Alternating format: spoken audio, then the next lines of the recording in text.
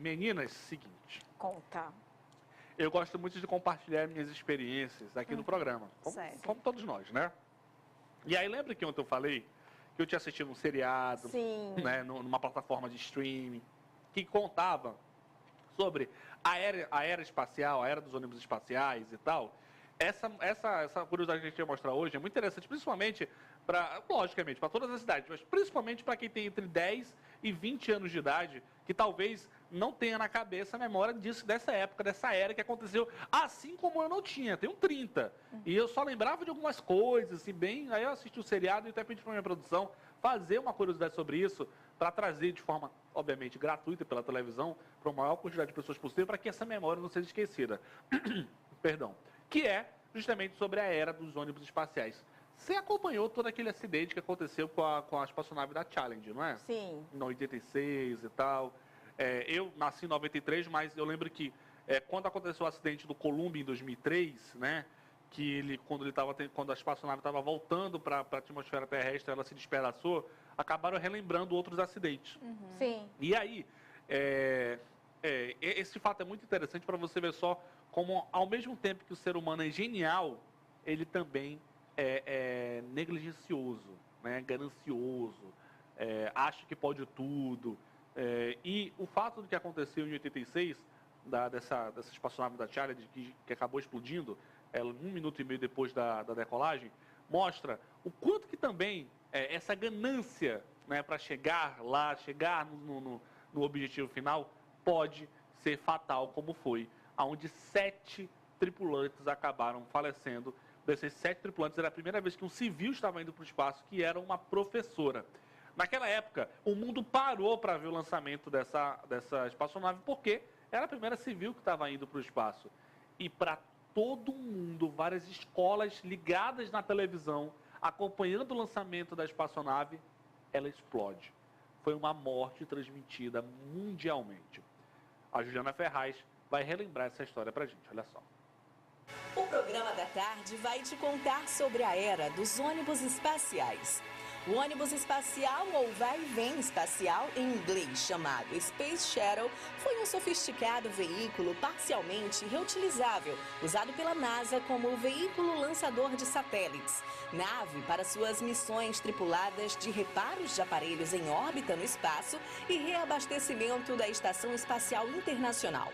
O ônibus espacial foi lançado pela primeira vez em 1981 e realizou sua última missão em 2011.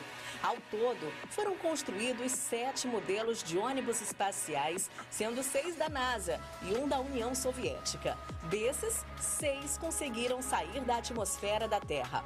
Enterprise. O Enterprise, também chamado de OV-101, foi o primeiro ônibus espacial da história. Sua construção começou em 26 de julho de 1972, com o objetivo para voos de testes orbitais. Sua propulsão dependia das cápsulas auxiliares. Seu primeiro lançamento foi em um voo teste acoplado em um Boeing 747 em 18 de fevereiro de 1977. O Enterprise não tinha motores para fazê-lo decolar do chão. Não tinha sistemas de controle de voo, nem sistema de proteção térmica. Sua fuselagem era de poliuretano, usava célula de combustível para gerar energia, não tinha sistema de controle de reação, nem mecanismos hidráulicos para o trem de pouso, que eram abertos através de um mecanismo de explosão e gravidade. Columbia.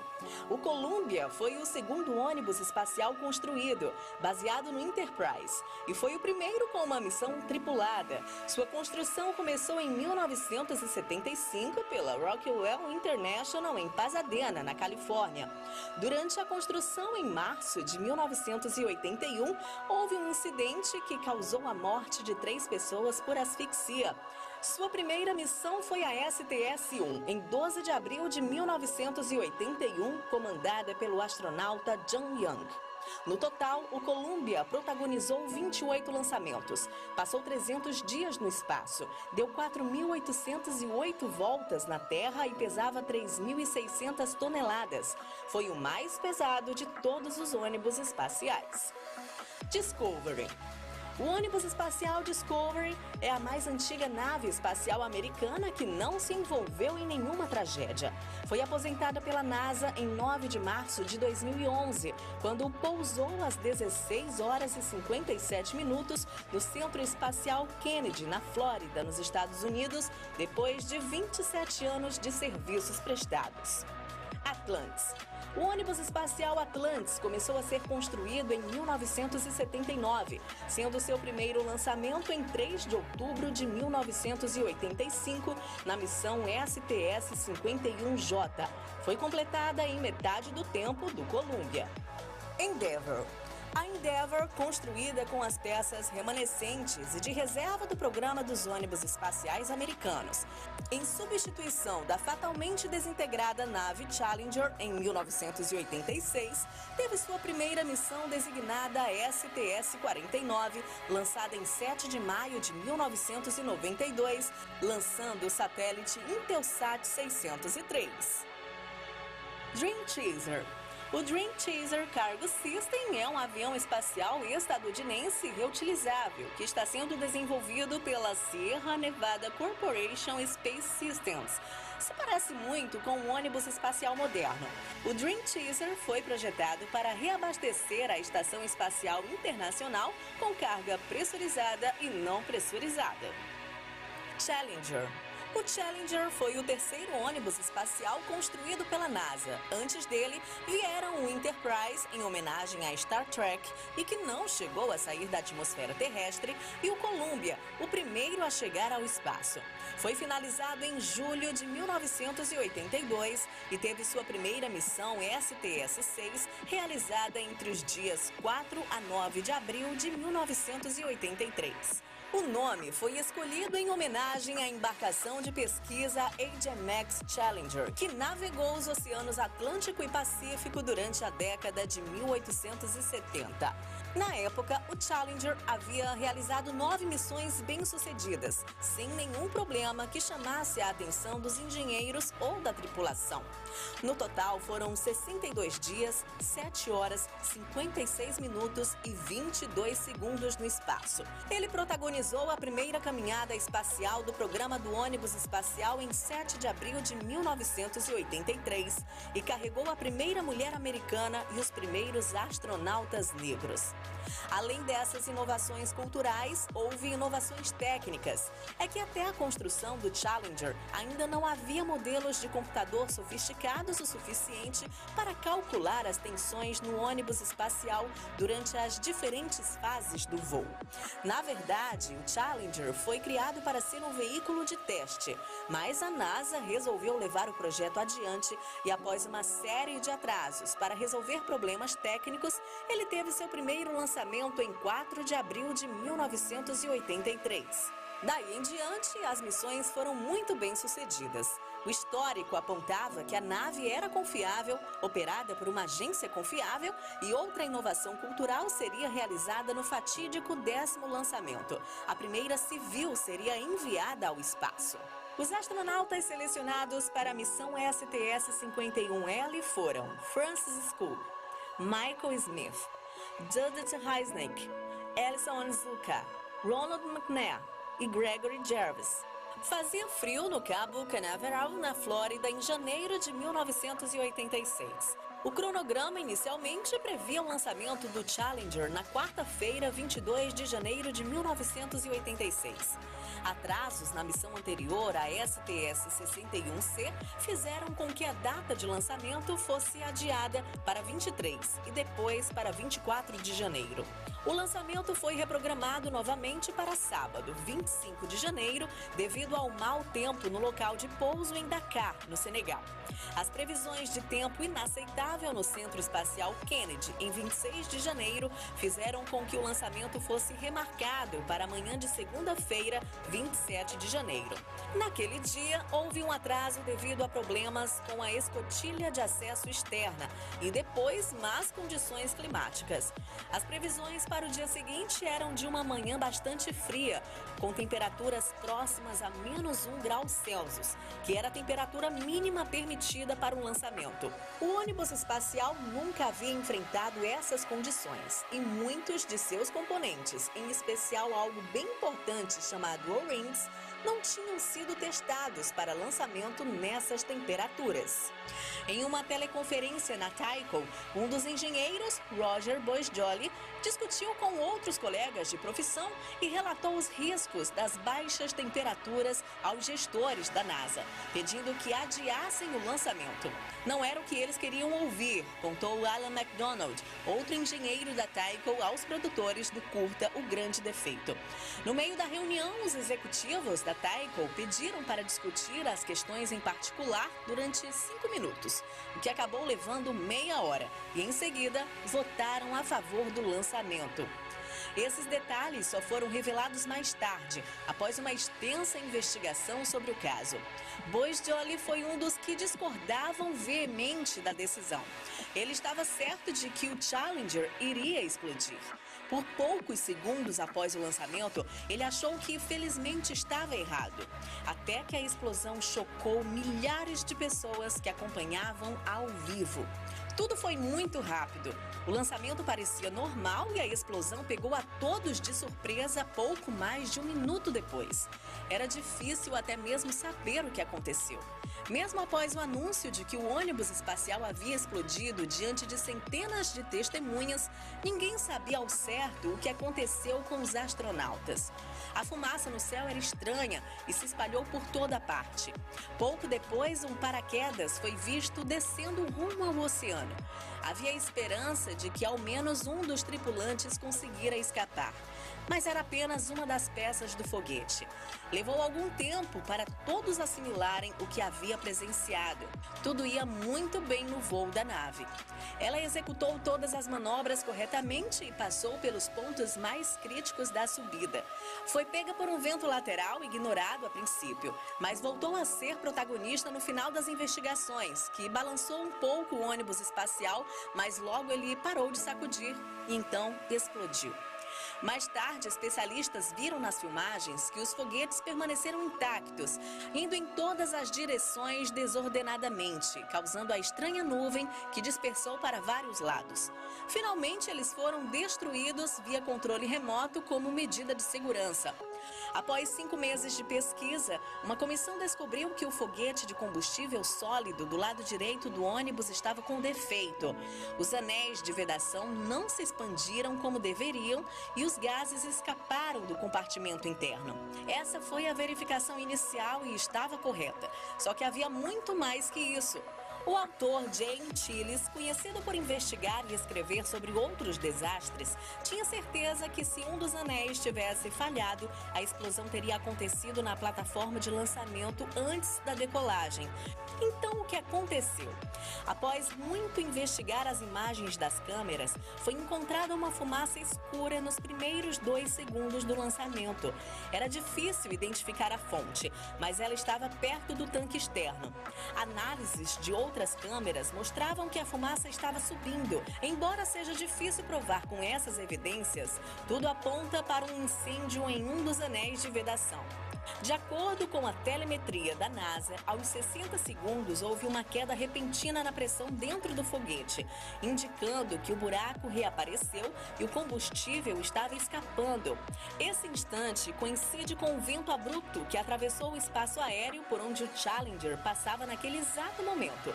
Não foi um vento qualquer, foi o mais forte que qualquer lançamento espacial já havia enfrentado antes.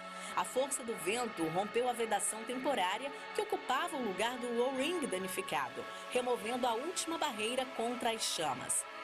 Em um segundo, a fumaça ficou bem definida e intensa. Uma chama havia derretido o suporte que prendia um dos foguetes ao tanque externo. E, quando a conexão se soltou totalmente, a seção inferior inteira do foguete se desacoplou e seu nariz bateu na parte superior do tanque externo. A fumaça, então, mudou repentinamente de forma, indicando que havia começado um vazamento no tanque de hidrogênio líquido, localizado na parte traseira do tanque externo. Mas a situação ainda parecia normal tanto para a tripulação quanto para os controladores de voo. Aos 68 segundos, o controlador de voo Richard O'Covey informou à tripulação que era hora de acelerar. E o comandante Dick Scobie confirmou, acelerando. Esta foi a última comunicação do Challenger. Não foi possível determinar a causa exata da morte dos tripulantes. Embora a recuperação dos destroços do compartimento da tripulação tenha oferecido informações relevantes, os resultados foram inconclusivos. Aparentemente, eles sobreviveram às forças da explosão e ao rompimento do compartimento e provavelmente perderam a consciência segundos após devido à perda de pressão do módulo da tripulação. O grande número de crianças que viram o acidente ao vivo ou em vídeo no mesmo dia influenciou o discurso do presidente Reagan, que ficou conhecido como um de seus melhores pronunciamentos da história. Minha nossa, assim, a gente volta no tempo para revendo essas imagens. Inclusive, eu queria até que minha produção pudesse pegar aí, que só foi, a reportagem está impecável, realmente, obrigado a minha produção, mas só falta, eu só queria muito exibir para o público o exato momento em que o controlador fala bem assim, Charles, acelerar. Aí a Charles responde, acelerando. Quando acelera, foi a última comunicação, foi a última comunicação, né? Explode logo em seguida.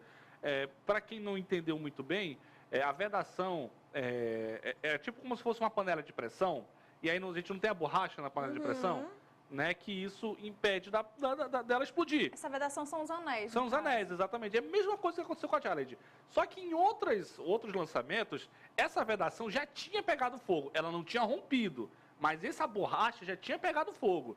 E a NASA ignorou essa falha. Então acabou apostando. Aí o que acontecia? Diferente dos outros lançamentos, nesse dia havia passado a madrugada com menos 1 grau de temperatura. Então a borracha ficou dura, ela não esticava, ficou, né?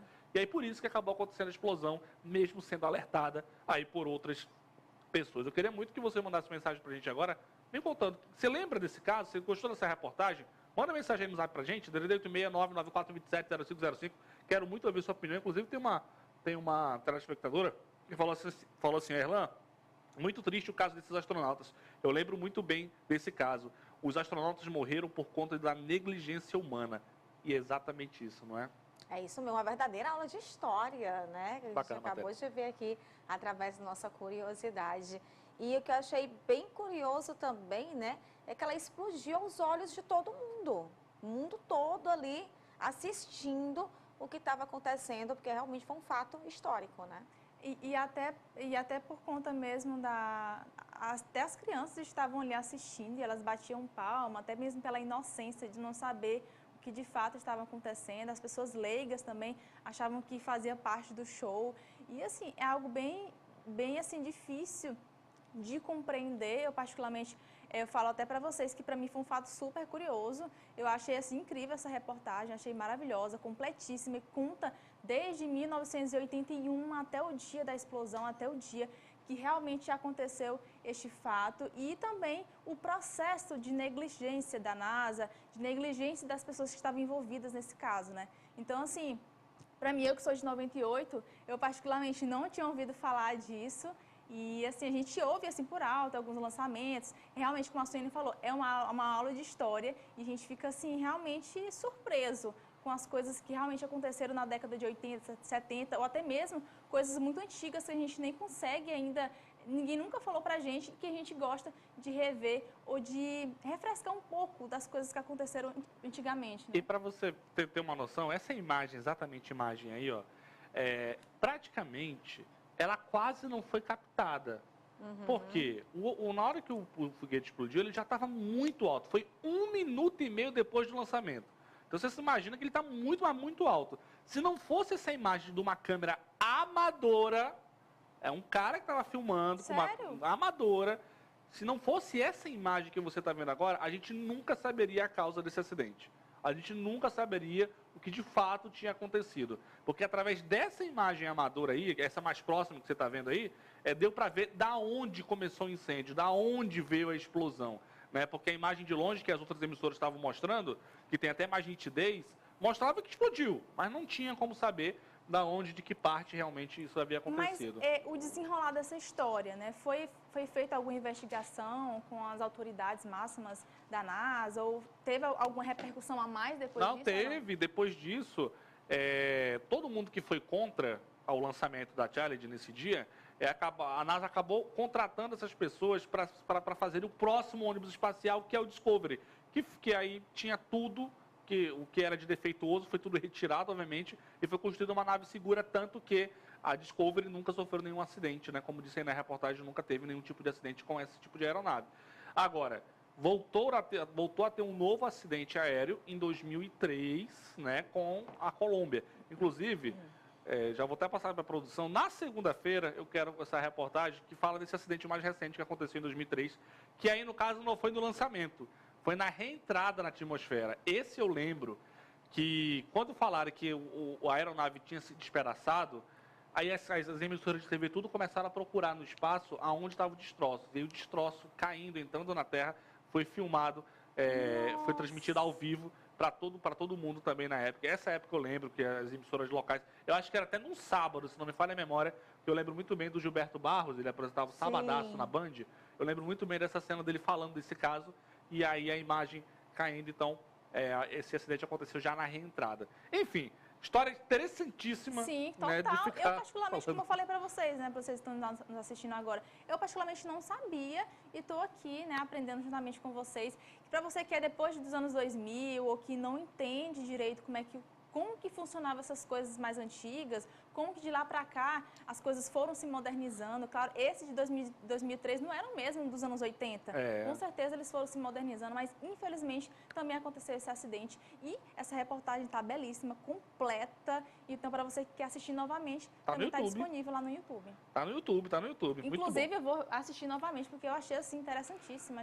É importante a gente ficar relembrando e também se informando mais sobre como de fato aconteceram essas coisas. Isso é verdade. Bem, aqui a dona Luciana falou o seguinte: Erlan, eu sabia desse caso, mas eu não sabia explicar para o meu filho. Ele assistiu agora e ficou impressionado. Um beijo, dona Lu. Obrigado pela participação. Sim. Realmente incrível. Bem,